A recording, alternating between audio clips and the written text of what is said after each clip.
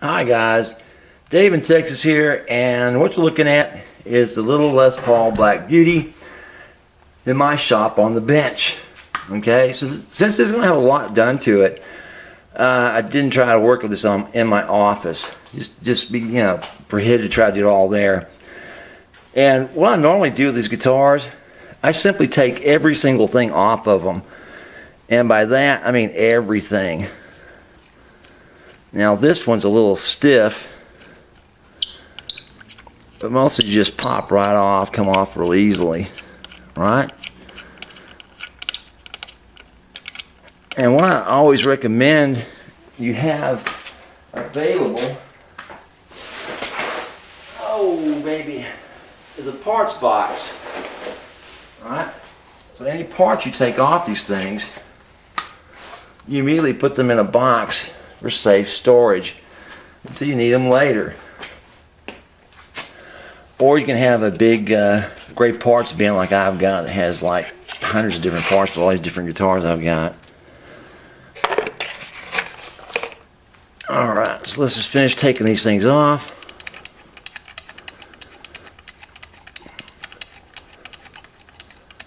And bear with me, one of these days I'll learn how to pause this and start back up again.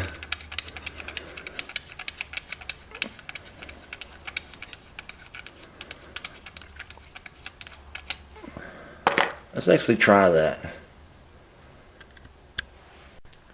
What I've done is stopped the shooting process, and as you look at this is that little rhythm treble wafer, and for some reason it's got glue on the back of it. I don't know why they do that. This is one that you need to replace because it's basically just terrible. Look at that. And of course it leaves it on the guitar itself too, that film, which is stupid. I don't know why they glue it. What I'm going to do now is take off the pick guard. I'm going to take off the pickup mounts and get those free, and then turn this thing over and go to the back on it to get those electronics out. Let's just see what those look like. Now as I do that, I'll need to be very careful using a needle nose plier. This is a 45-degree one, and I'll gently, and just right on the nut itself, unscrew this thing, right? Now you may not want to keep these parts because you'll never use them again, but for some reason somebody always asks for one of these parts, like, you know, a part to fit that Chinese guitar pot. Yeah, I sure do. I got hundreds of them. Anyway, I'll finish doing that. I'll come back again and show you the interior part of this, which these actually have larger potentiometers in it than they ever had before. Alright? Also, if you'll notice, here on that back potentiometer hole, there's a lot of white buildup back there that you may have never seen before, at least not in my videos. And what that is, guys, that's the polish that they use on these guitars. So I keep my hands out of the way so you can see it come out. See this right here? So that's in focus. That's the polish that they use, and it builds up inside the crevices, right? And it ruins potentiometers. It gets inside the potentiometer and ruins it. So what you have to do is make sure that you clean those spots out with a damp cloth before you put the good ones inside of it. Otherwise you're just ruining them too, right? And it could be a reason why these things fail so quickly, in that they don't clean up the polish work they've done on them. And you can see it's a pretty good polish job, but they're pretty sloppy. Alright? And another little feature of these counterfeits is that they have these 5-ply pick guards, which are very nice. I mean, this is like a just same as the one you buy in the store, you know, very thick, very well made. It could be made by the people who make them for Gibson. I don't know, but very nicely made. So that's a keeper. You don't have to replace that. And now I'm going to start taking these off. Just takes off these 4 screws. All right, they come off pretty easily. Remember, always keep these things in a box, because man, you lose one, it's a pain in the butt to find one exactly to match it. Of course, you can always go to StewMac and get these replaced if you lose one. I've got a couple of sets of 24s of these things, in the black and the gold and the chrome. Because a lot of times I get in too big a hurry, and I'll actually set the parts box somewhere I can't find the whole parts box. And rather than just continue to look for it, I'll just go ahead and buy some more if I'm ordering anyway. All right, let's see what this looks like. Ta-da! They've blackened it out. You see that? They blackened it out, and there you go. All right.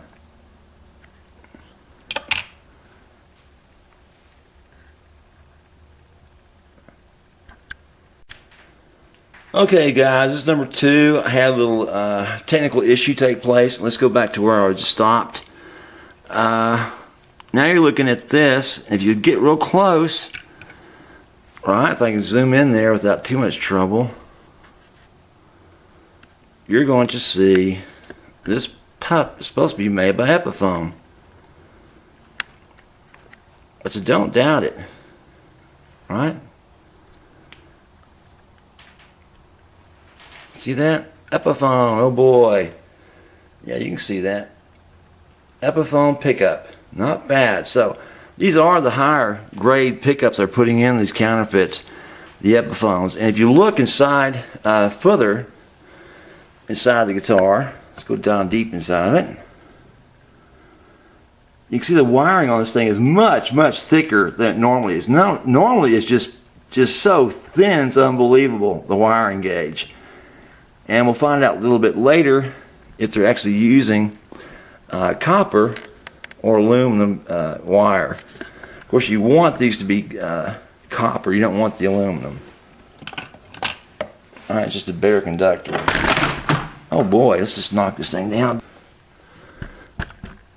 Okay, there we are again. Sorry, guys. A little cold out here too. What I'm doing now, I'm taking off the front pickup mounting bracket. Arm clip anyway? No, okay. Alright. See what we got underneath here. These Epiphone and this up here as well.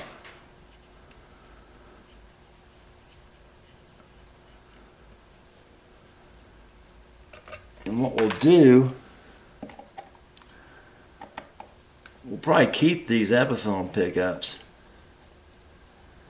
And if I ever decide to change over the Epiphone ES339 that I have to gold instead of silver, I'll use these. I may use these, I don't know. We'll see. What I may have to do is just change out the casing and the screws and keep the pickup right where it is, which that's possible. You can do that. You can actually put a casing over a silver one by unsoldering it. Use a gold one to cover it, and the screws just come out. You just replace them with the gold screws. It's a little bit delicate job, but you can do it. Now, once you get these things out, the reason why I keep these screws, not just go with any American made, is that the diameters are different with these Chinese. You can't find one to match exactly as you can with American made screws. Now look at this. Plus, it's not all thread. It's got that smooth shaft on it for a pull to. Okay, what we got underneath the door number B? It's an Epiphone, and it's on the front. Look at there, guys. So I can get that to stand up for you, and I'll get a close-up of it. I'll sit down, baby. All right, let's see.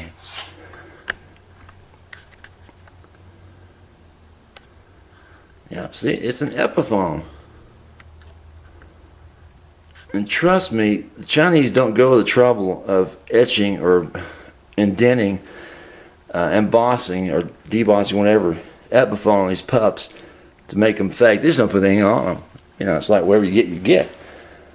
But I guarantee you these are better pickups than you get with the normal fakes, even though they stink. They don't stink as much, basically what I'm trying to say. So now, so much time I got left. I have plenty of time. Now what I'm going to do is take these out of the bracket completely, get them off those springs. And a lot of times lately I've been solid mounting these things using rubber spacers, which I think you can pick up a tiny bit better tone with them that way instead of on these springs. Plus the springs that they use in China are kind of weak compared to ours, you know, so it doesn't really hold them in place that strong. Well, it also makes it very easy to replace them too. Rather than trying to fight that spring, if you replace pickups, as many as I've done, you know, the new springs for a pickup are like nightmares trying to get them in the bracket and on the pup. Usually end up chasing a few across the floor. Now I've read that Stu Mack came up with some tool or something that you can actually, it holds a spring in place, which I think is kind of crazy to pay $10 for a tool. It's just one of those skills you need to learn. Right. Now let's get this one out.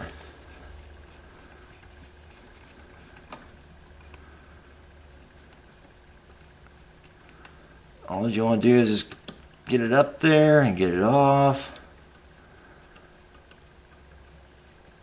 Once it's out, go to the next one.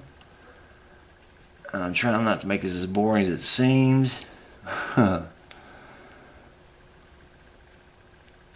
I should cut some of this, but guys, I don't know. I don't know if I'll end up with nothing on the video or not. And then the guitar completely apart, which I will not be putting back together again to show how it went apart again. As well as keep my arms and fingers and hands out of the way of the darn camera. Whoopsie. I know it's not out yet. That pup will fall once it's out.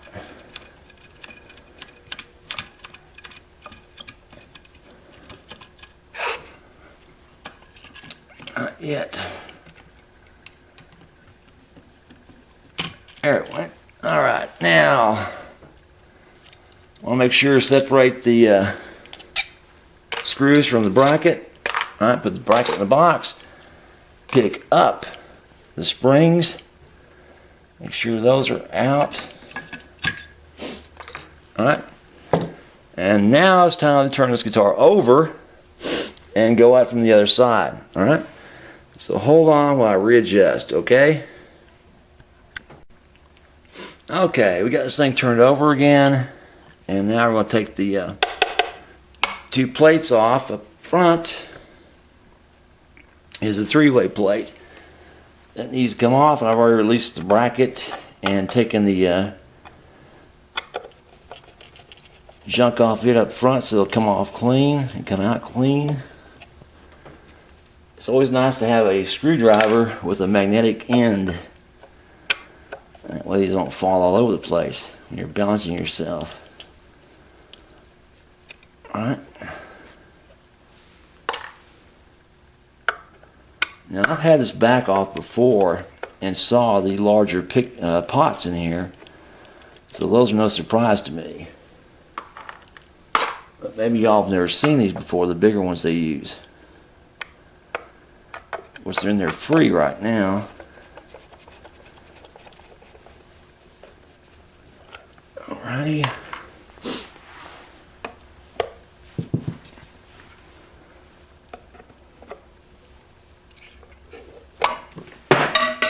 Bingo! Oh man, I always love to drop these on the floor. Now granted, this is a dirty one. Look at this plate. That's from that Gibson sticker that I took off. I need to clean that up, and it really should be on this side, which is a nicer side to this, but For some reason they counted it on this one. Now, what you're looking at is the inside of the guitar. And let's put these back in place for you to see. This one does not have a board in it, which it should be, or should have, if it were a real one. This one does have some old style wiring to it. Look at this. That exposed ground wire, look at that. That's kind of new for the Chinese, not new for Gibson, but new for the Chinese. I don't like that at all. I'm going to replace that ground wire for sure. And look at the size of those pots. Look at that. See how grody they are though? Look at all that junk that came in from the polisher. That just ruins these things. Now these are 500s. I've not checked them to see what they rate at, but normally they do a pretty good job of wiring these things up as far as the solder they use, because they don't use much solder at all. I mean, it is just you know, pristine. Plus they use a spacer inside of these instead of a lock washer, which you should use, which they're more expensive obviously, to keep that from protruding too much outside the guitar on the shaft, right? Which I may have an issue with my long shaft Gibsons. Okay. Now the next step on this particular box, and a little bit later on another video, I'll show you basically how you just take these things apart. You can cut the wires with a pair of cutting needle nails, or you can desolder it, right? And just solder your parts right back in place using their same wiring, if you want to do it that way, which is, you know, kind of okay. But if you're going to get all the trouble to do all this, I'd replace the wiring too. You know, for a positive fact, it's done right. And this one's cutting out, so there has to be something going on back here that I'm not aware of. And now I've got the three-way open, looking at it. That's a pretty nice three-way. That's actually an upgraded three-way. Look at this. It's one of their gold ones. See this? Let me zoom in on it.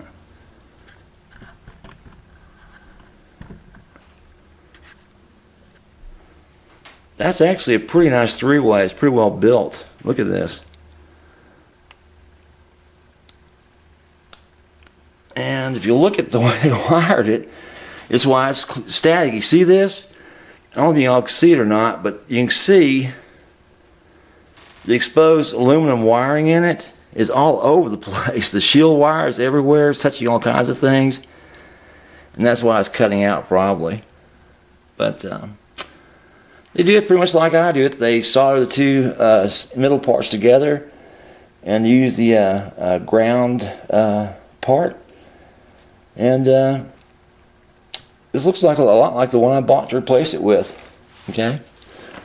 So, that in a nutshell is the inside of this guitar, right? And next video I'll show you basically unsoldering it and setting it up for new pickups and new electronics on it. Alright?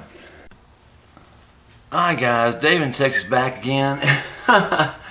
And I'm trying to get this camera turned around so I actually can show you what I'm doing at the same time. This is not easy for me. One of the ones I shot, I'm shooting these in frames in like 5-minute segments.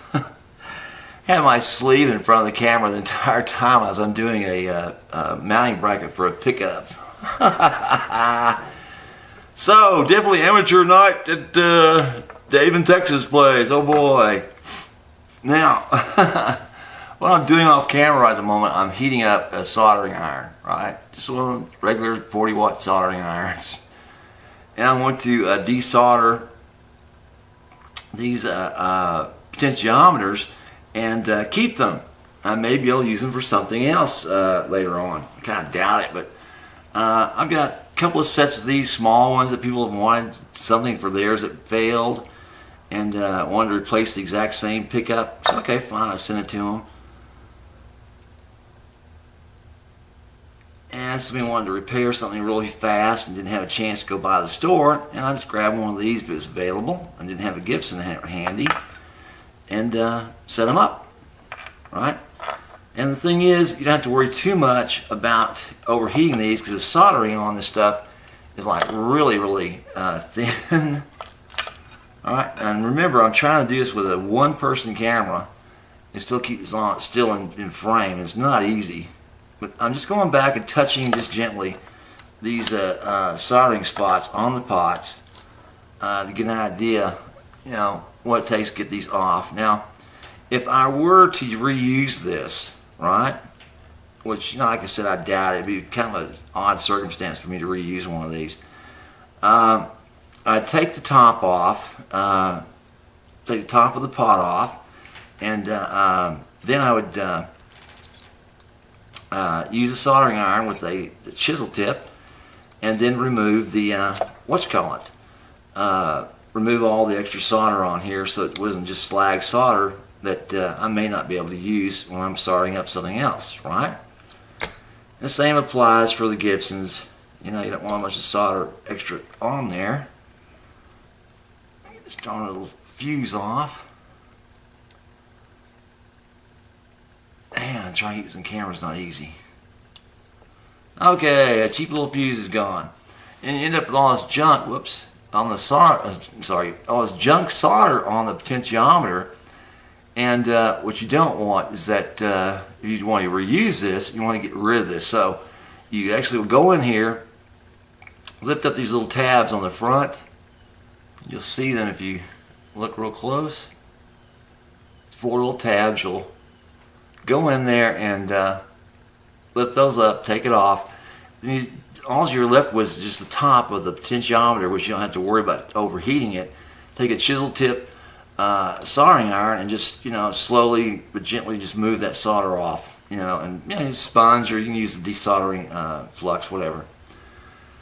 But you'll do this on each of these potentiometers one by one, and since I'm not going to be keeping the wiring, I'm just going to take these things out quickly, you know, and just pull all the wiring out along with it. Make it simple to do. And I might just end up cutting a bunch of these. But I'm trying to show you that you can actually keep these things if you want them, you know. If you have a later need for them, who knows. Like I said, I didn't ever think I'd ever use the small ones before, but like I said, a friend of mine had one of these from China, and he wanted to put the same type of potentiometer back in it on one that had failed. And like I said, these things fail constantly.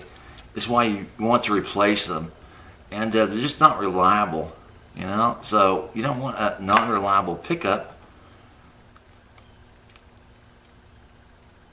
because you got a bad potentiometer, right? Let me still see this or not. Anyway, what's happening each time I shake this or drop it, it's like dandruff on the guitar keeps coming out. And that's all that polishing compound they've used. And they just really overdo it to make these things look nice on the outside, but they have no concern whatsoever about the inside of these things and how screwed up they can be by doing that. You know, it's like, guys, it's good to have them look nice, but if they look nice and sound like shit, you've kind of just, you know, not accomplished your task, really, you know what I mean? And all I'm doing is just putting heat to the parts, and just, you can see they're just kind of falling away from the pot. There they go. And the bigger, thicker ones are the pickup wires, so I don't want to damage those. I want to make sure I get those off clean as I can and leave as much length as I can on them. But that's going to be a difficult one. As you can see, it's pretty freaking cheap, crummy. I thought it'd be a lot nicer than this, since this is a counterfeit, but this is really a bad one. Look at this thing. It's got chips and parts broken off of the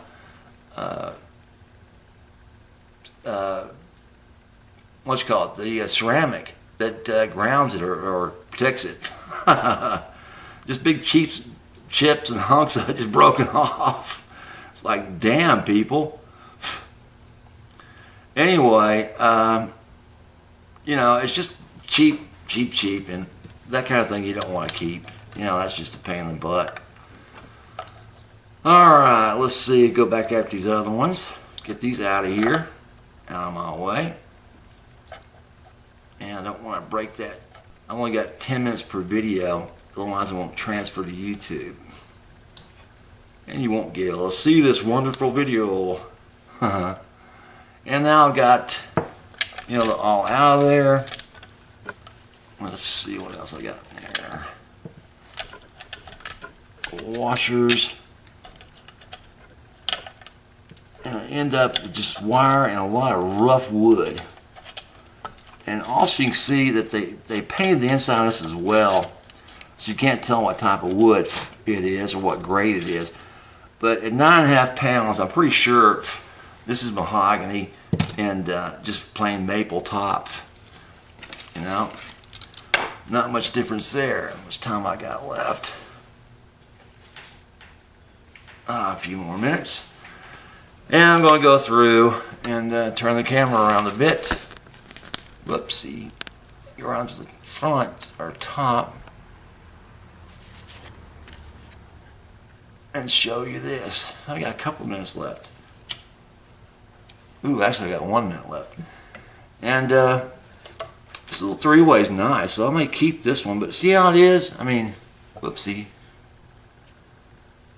All that shagged up looking ground on the one wire is just touching everything. Just the ground wire is just frayed and touching all kinds of stuff in here. That's why it's shorting out. So that was obviously the problem with the three-way I mentioned earlier. Hi guys, Dave in Texas again, and I'm back. And what I've done, I showed you in the last video that the circumference of these holes weren't big enough to accept a Gibson potentiometer. Right? There may be bigger, you know, pots in these things as far as the body is concerned. It looks like their shafts are still the same circumference as the small ones, and that's an issue. So, in essence, we're looking at this size shaft. Where is this on the video? Right there. This size shaft compared to this size shaft. And you can see the thickness differences, right? So what you have to do, in essence, is just open that shaft up, that hole up, right? And what I use is what's called an awl. It's an old-fashioned tool. And it looks kind of like a knife, right? But it's like a knife with two edges. You follow me? And they're not really extremely sharp, but they're sharp enough. And what they do, you slowly insert the awl into the hole, and you twist it very gently with very little pressure. And what it does, it cuts into the hole itself and then opens it up. You know, depending on how far deep you go and push it, you know, pushing it into the hole. Follow me? So rather than use a fast-moving drill bit and stand a chance of chipping the lacquer and the paint on this, this is what I use. It works very well. All right, it's called an awl. Kind of hard to show you on the camera, I'm sure, but you'll get the idea. You can get these things at the hardware store. Oh, what else? Okay, now we've got a problem. As you can also see, the size of these things is tremendously different as well. Right, the length, right? You can see that. And what you don't want, let me show you this. It's pretty funny. What you don't want is that the shaft of these things pointing so far out of the guitar. Where is it exactly? I can't even see it now. There it is. Pointing so far out of the guitar like this one that the control knob is like up in space almost. Right? You want it about this distance off the body. You can see the second one, the lower one. This one. Right? This one has been put inside the guitar without any type of adjustment on it, right? And what you have to do is go in there and use the very same setup as you do on the guitar itself, what it comes with, and just double it, right? if I'm doing here. Where am I? Whoa, it's gone crazy. Alright. No, come on guys, don't give me a hard time.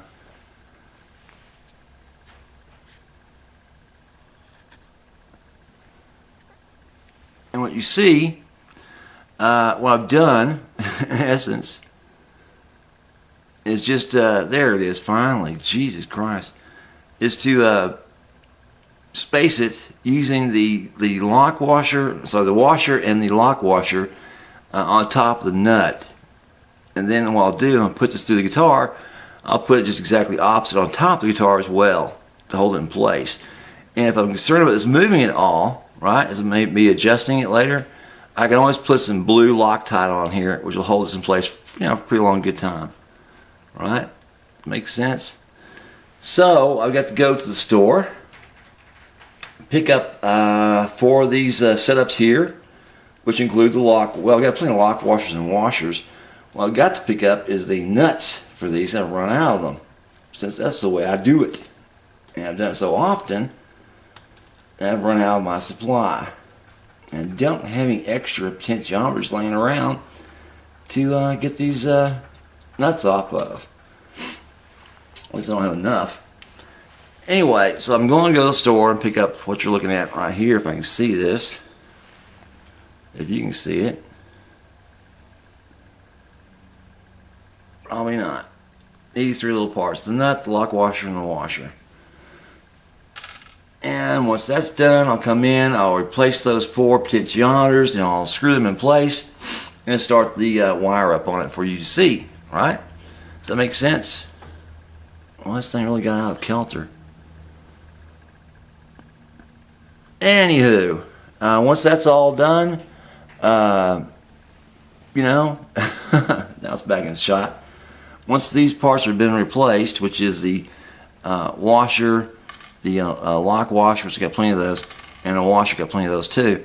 I just need to get 4 nuts and set it up where the nut is about halfway down the shaft of the potentiometer, right? As compared to just letting it freestand. You don't want it freestanding up on the guitar without anything behind it, because then it has the potential to move. You follow me? In other words, you just can't just stick it in there and stop at that point and just screw it down, because there's nothing really to screw against, nothing to screw against. It just keeps pulling it out and out further and further. So then you've got a nightmare to work with, right? So, I got to pick up some parts at the store, and once I get that done, I'll come back and I'll show you how to wire this thing up. So, the next step is to go through and set all 4 of these up, right? Just like you see. Find the right mounting line and set that bottom nut to the right position, so just enough of the top part of the shaft sticks through. And then, ta-da, you just simply screw this down using the extras washer and screw and lock washers I've got, right? And the old box. And there's my parts box, right? That big gray thing. Follow me? So that's pretty nice. Not bad. Alright, now. So, while we set those things up and make 4 of them, we'll cut away for a while.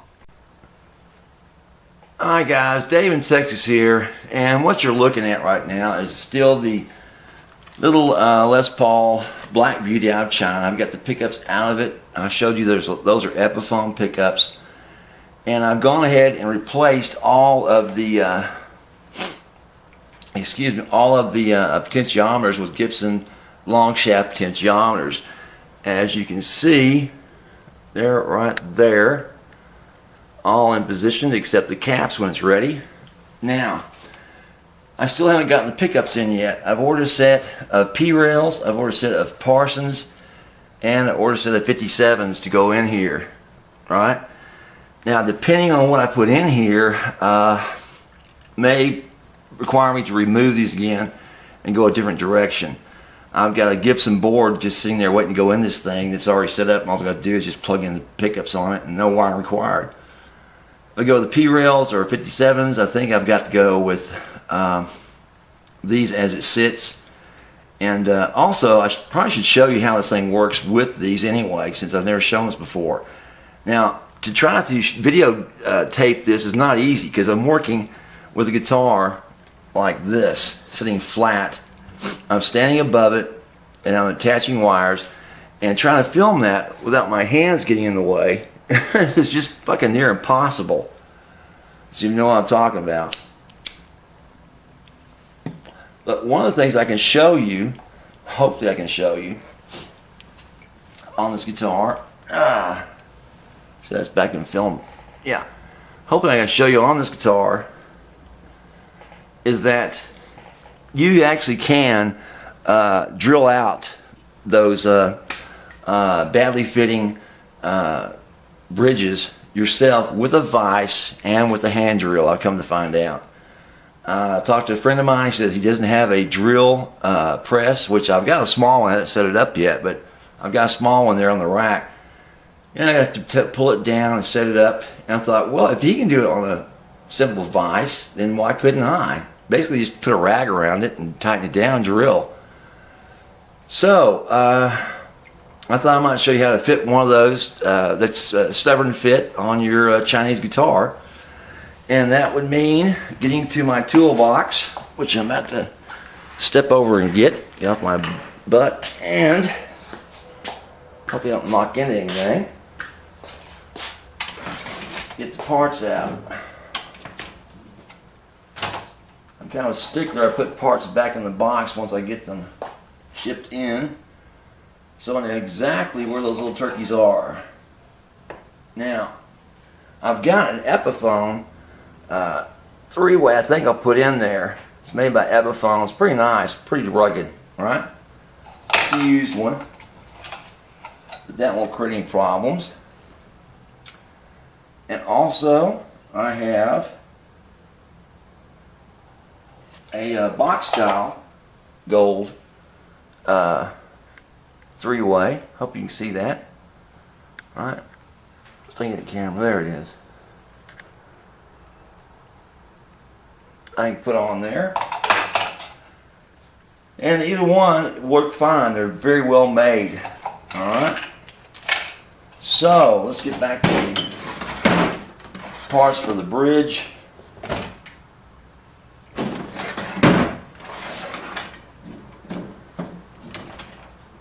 just got a few of those in, so there they are. What I'm going to go with, guys, are these smaller screws on this thing, so that's what it fits. And I gotta rummage through here and find them. God, I've got so many of these things. I got some gold ones. I'm pretty sure I do. Yeah, here's 4 gold ones. So I've got these gold ones to mount, right, with the tiny shafts, and a Wilkerson bridge, right? Oh shoot, I can't get this in the camera right. One of these 2 Wilkerson bridges. Close that down, shut that back.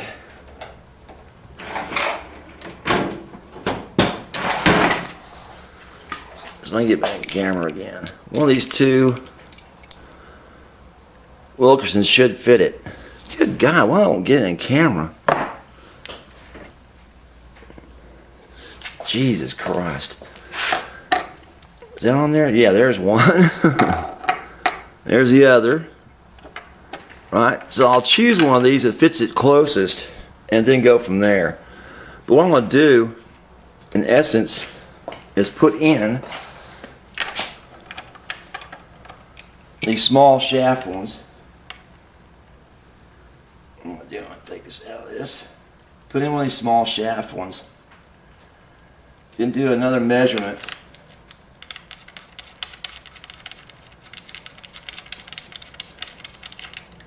Then pick out the appropriate drill bit to open this thing up. It's on camera? I think that is.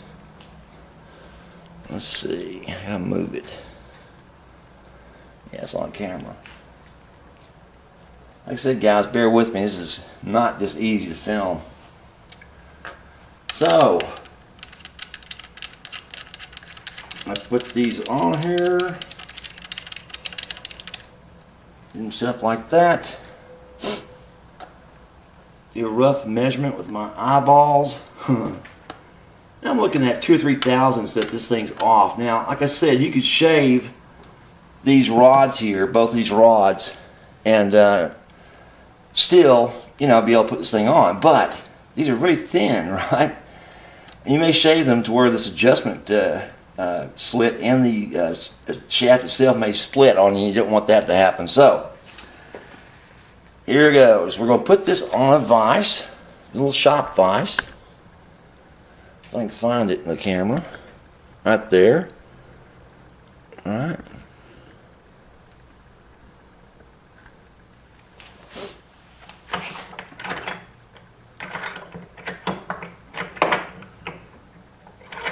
We're going to wrap a towel around this thing.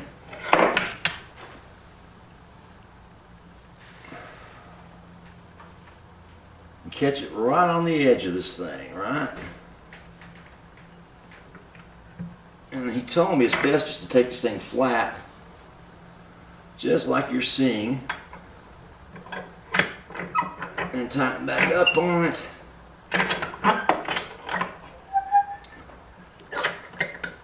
Just like that. And just drill right through it. Does that make sense to you? That's the way he said he did it. That thing sticking him up there. And guys, that just doesn't look right to me to be drilling into this thing, because it is, you know, like brass or something. Steel. So let's try this again. Normally what I do is put something on the edge of this, right, around the edges, and grip it in and drill. Guys, is that on camera? See, just put it on the edge of the bridge itself. Put it into the vise. Where's the vise now? Put it into the vise and then drill. It's not going to do any damage to it as long as you have this thing covered with some cloth. Won't scratch it. It's not that big a deal. You might put some indents in it, but it's not going to hurt the bridge itself, and it's not really going to show up that much. But you do want to have that open where you're going to drill. You don't want the cloth actually touching. You follow me? Where the drill hole is going to be punched through. You grab the cloth and twist it around the drill itself. So,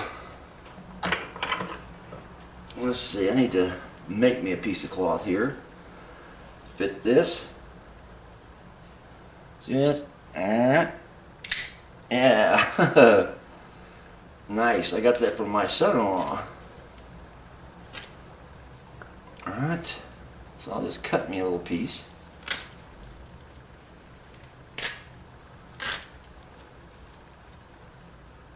Wrap it around it like that. See this? Wrap it around like that, then put it back in the vise. Flat and straight in, just like I'm going to drill it. And the vise should hold it as long as you don't put too much pressure on that drill bit. Just slowly push it to get pressure on that bit to open up that hole. So now it's firmly in there. I'm over time again. Alright guys, Dave in Texas here, and what you're looking at right now is still the little Les Paul black beauty out of China. I've got the pickups out of it. I showed you those are Epiphone pickups, and I've gone ahead and replaced all of the potentiometers with Gibson long shaft potentiometers. As you can see, they're right there. all in position except the caps when it's ready. Now, I still haven't gotten the pickups in yet. I've ordered a set of P-rails, I've ordered a set of Parsons, and I ordered a set of 57s to go in here, right? Now, depending on what I put in here, may require me to remove these again and go a different direction. I've got a Gibson board just sitting there waiting to go in this thing that's already set up, and all I've got to do is just plug in the pickups on it and no wiring required. If I go with the P-rails or 57s, I think I've got to go with these as it sits. And also, I probably should show you how this thing works with these anyway, since I've never shown this before. Now, to try to video tape this is not easy, because I'm working with a guitar like this, sitting flat. I'm standing above it, and I'm attaching wires, and trying to film that without my hands getting in the way is just fucking near impossible. So you know what I'm talking about. But one of the things I can show you, hopefully I can show you, on this guitar, so that's back in film, yeah. Hopefully I can show you on this guitar, is that you actually can drill out those badly fitting bridges yourself with a vise and with a hand drill, I've come to find out. I talked to a friend of mine. He says he doesn't have a drill press, which I've got a small one. I haven't set it up yet, but I've got a small one there on the rack. And I got to pull it down and set it up. And I thought, well, if he can do it on a simple vise, then why couldn't I? Basically just put a rag around it and tighten it down, drill. So I thought I might show you how to fit one of those that's stubborn fit on your Chinese guitar. And that would mean getting to my toolbox, which I'm about to step over and get off my butt, and hope you don't knock into anything. Get the parts out.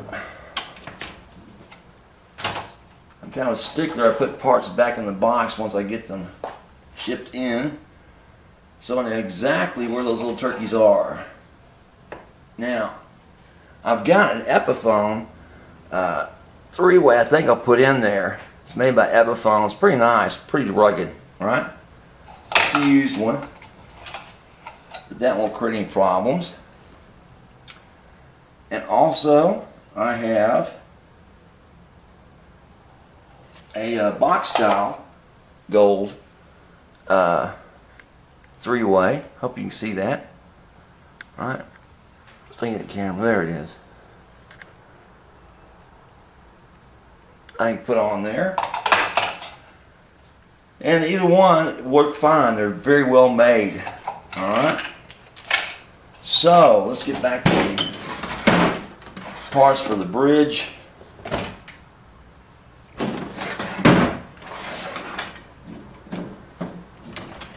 I just got a few of those in, so there they are.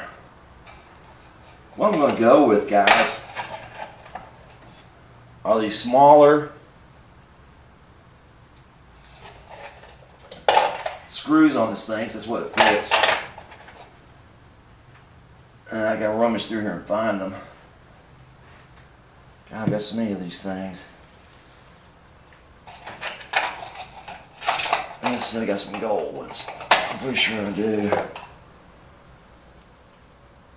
Yeah, here's 4 gold ones. So I've got these gold ones to mount, right, with the tiny shafts, and a Wilkerson bridge, right? Oh shoot, I can't get this in the camera right. One of these 2 Wilkerson bridges. Close that down, shut that back.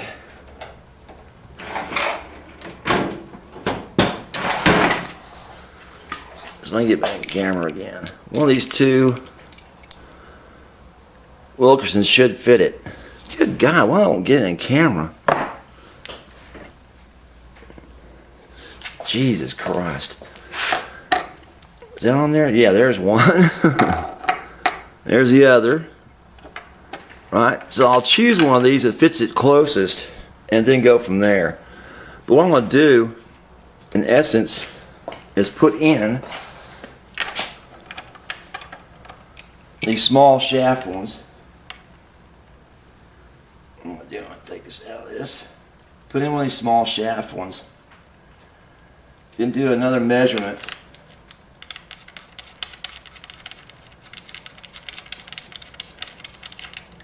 Then pick out the appropriate drill bit to open this thing up. Is it on camera? I think that is. Let's see how to move it. Yeah, it's on camera. Like I said, guys, bear with me. This is not just easy to film. So, I put these on here. Get them set up like that. Do a rough measurement with my eyeballs. Now I'm looking at 2 or 3 thousandths that this thing's off. Now, like I said, you could shave these rods here, both these rods, and still, you know, be able to put this thing on. But these are very thin, right? And you may shave them to where this adjustment slit and the shaft itself may split on you. You don't want that to happen. So, here goes. We're going to put this on a vise, a little shop vise. If I can find it in the camera. Right there. Alright.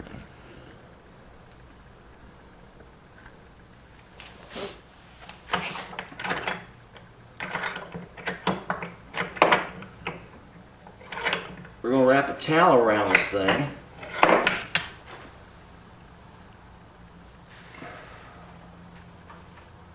And catch it right on the edge of this thing, right? And he told me it's best just to take this thing flat, just like you're seeing, and tighten back up on it.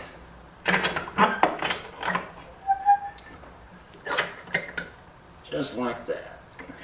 And just drill right through it. Does that make sense to you? That's the way he said he did it. That thing sticking up there. And guys, that just doesn't look right to me to be drilling into this thing, because it is, you know, like brass or something. Steel. So let's try this again. Normally what I do is put something on the edge of this, right, around the edges, and grip it in, drill. Guys, is that on camera? See, just put it on the edge of the bridge itself. Put it into the vise. Where's the vise now? Put it into the vise and then drill. It's not going to do any damage to it as long as you have this thing covered with some cloth. Won't scratch it. It's not that big a deal. You might put some indents in it, but it's not going to hurt the bridge itself, and it's not really going to show up that much. But you do want to have that open where you're going to drill. You don't want the cloth actually touching. You follow me? Where the drill hole is going to be punched through. You grab the cloth and twist it around the drill itself. So, let's see, I need to make me a piece of cloth here. Fit this. See this? Yeah. Nice. I got that from my son-in-law. Alright. So I'll just cut me a little piece.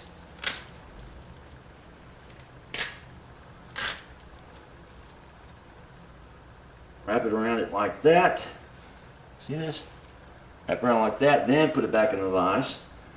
Flat and straight in, just like I'm going to drill it.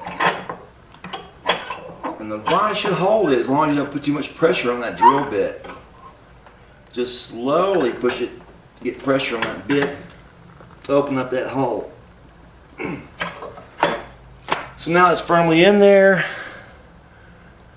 I'm over time again. Okay, well guys, I'm going to try to record this on long play. and put it through Windows Maker or something, because to stop this every 10 minutes has got to be impossible. If I run 20 seconds over, it won't transfer off my software onto YouTube. It takes hours to download directly into YouTube. So, what I'm showing you right at the moment is the, darn it, this thing. Come on, focus. Is the pre-set up Wilkerson bridge in my vice grip. My bench vise. I'm about to widen out the holes with this drill bit.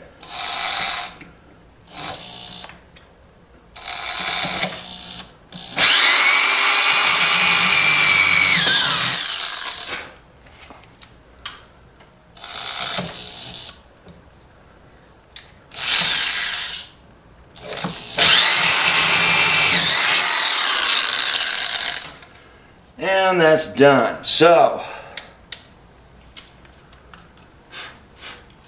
what you end up with after putting that bit to it, let's show you that.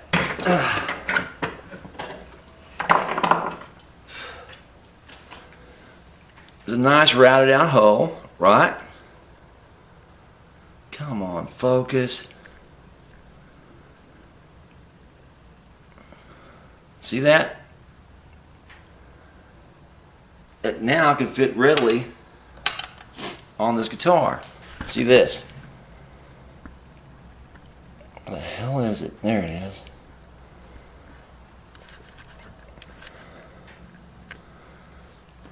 Ta-da!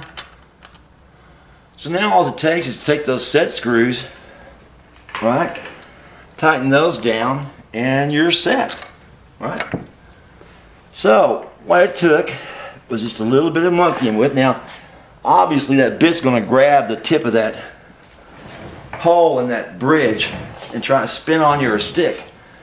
What you have, what you have to do, in essence, is just guide it in there, taking chips out of it as it goes, then allow it to fall through into the hole. Let's see if I can get a number on this bit for you. Let's see.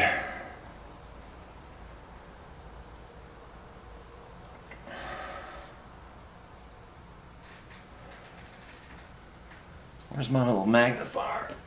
This always comes in handy, guys. See this? This thing always comes in handy. I'm trying to get the number of this bit for you.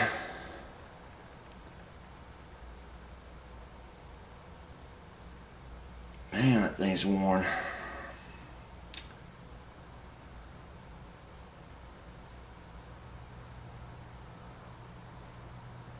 Son of a gun. 15/64. Finally. So you use a 15/64 drill bit, metal drill bit, right? In order to drill out the holes on this bridge so it'll fit on the guitar, right? See that drilling hole? And see how it just pops right on there now. Like it's meant for. No problems. You get me? Like I said, once you put the set screws to it, it's set, it's done. Yes, there's going to be some chattering on the edge of that. You can take a file you want to make it a little more smoother, make it look a little nicer. But I guarantee you that's the right way to do this, rather than try to come in here and shave off parts of these rods, because basically you end up with a very weakened one, and it's very likely when you adjust it with a flat tip screwdriver, you're going to crack that shaft off there and have no adjustment except for the thumb screws, right? So 15/64, I think that's what I said. Jesus, I can't remember what I said. Yeah, 15/64 drill bit, hand drill, bench vise, and you're set to drill into this thing, get this thing set up, right? No problemo. Now, the issue with the tail piece on this is quite a different issue, right? Ta-da. a Gibson won't fit on here, and what you have to do is actually take a Dremel and drill into that thing and widen it out some so it'll accept these positions, and you just kind of shave off parts of it, and it takes a while to do it. But you're using metal sander, and you're in there with a Dremel, and just drill and drill and drill and shave and shave and shave until you fit it on and just slide it on. It's not that hard to do, it just takes a lot of time to do it, and would probably bore you to tears if I showed you how to do it on camera. Since it bores me to tears. Anyway, next setup. Now, first of all, we put this crap away. Get it off the bench.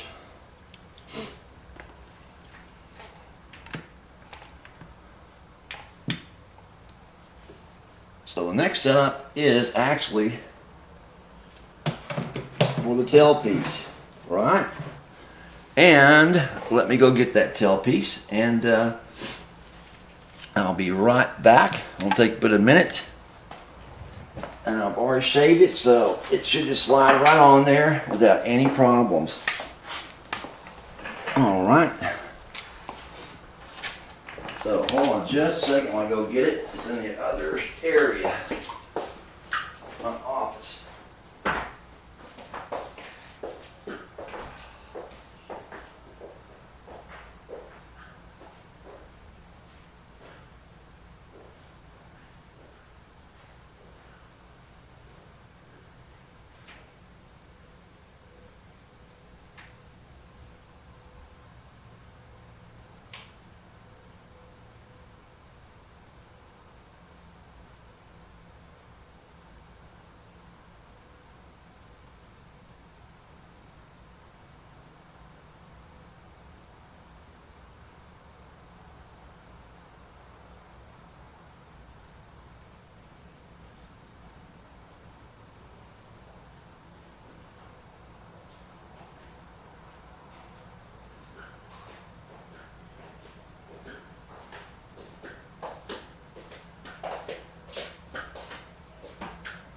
Okay, I'm back again.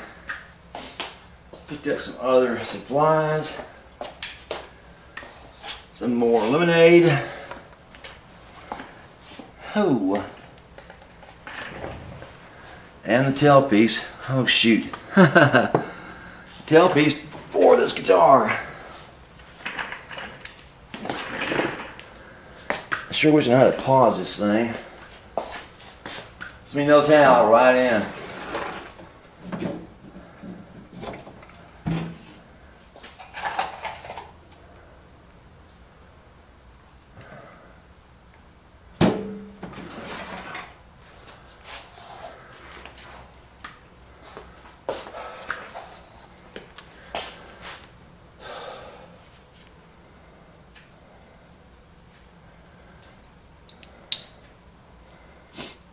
And obviously, this takes large shaft, large screw pieces or adjustments, flathead screws. But you could use the small ones either way because they're the same circumference. But I prefer the larger ones. They're easy to work with when making adjustments rather than find. See what I mean about my hand being away from the camera? See? Oh baby, don't give me a hard time now. It fits right on. That's a little stiff. Still got some adjusting to do, guys. Some more scraping. Alright? But it's on there. Ta-da! Oh. Then we can use the larger flathead screwdriver to drive that down and into position for the tail piece, along with the drilled out bridge. Right, and we're pretty much set on that now. Okay, now next step would be to tighten all this down and go in and lay in the replacement pickups. But those have not come yet. And what I've done, I've ordered a set of Parsons Streets to check those out for everybody and see if they're, what they cracked up to be. But 87 people said these are inexpensive 57s, right? And even better than 57s, they're rated at 12s rather than 7 and 8 or 8.5, right? So they're a little hotter pickups, and they're hand woven and blah blah blah, and they've got the old style designs to them. If I'm correct. Oh, wait a minute, these are the 7 and 8s. Yeah, these are the old style. The Parsons Streets are the old style 57 types, right? But they're like half the price, actually less than half the price of the Gibson 57s. And if they're as good or better than, well, why wouldn't I be using them? Why wouldn't you be using them on a cheap guitar? You follow me? Well, I put in a set of $300 pickups, or $200 pickups even for that matter. You can put in a pair of $120 pickups that play just as good or better than the Gibsons. Well, we'll find out. It'll take 5-7 days to get those in. In the meantime, I'm kind of stuck as what to do next. I could put in the 3-way and screw it down, but that's not much of an ordeal. Not much to show you. But until those pickups come in, there's not a lot I can do. Now I have also ordered a new set of gold tuners for this as well. The guy is sending me the replacement one for the broken one, right? But I will be replacing these with single screw thread tuners, same shape, same everything, but much better quality, right? That's what you're really going for when you make these replacements. You're going to replace those that are kind of shabby, kind of faulty, like the ones that are on there now, with a much better tuning screw, tuner. Right. So in the meantime, I'm kind of at a stopping point. There we are with the little black beauty. So we're going to wait till the pickups come in, give it a shot. Test those out, the Parsons. We're going to plug wire those so we can remove them if we don't like them, and then try the P-rails, see what those are like. Now if I go to P-rails, it's going to be permanent because I'll be drilling holes into the body, and I don't like to cap those things once they're drilled out, just to have a black cap on there where the hole is. And we'll remain with this setup as you see it right now until those pickups arrive, right? And let's see, what else has to be done? I still have to shave the frets, which is a long and boring task. And I still need to replace the nut. And after all that's done and said, well, that means that guitar is ready to play for real. And we'll have a real rock and roller, right? So any questions about this or anything else, give me a holler. And I'll try to get these videos up online here soon. But sure ain't going to be easy, guys. I'll have to really pull some fast ones, get these loaded up properly and make any sense at all. Dave in Texas, have a good one. Bye.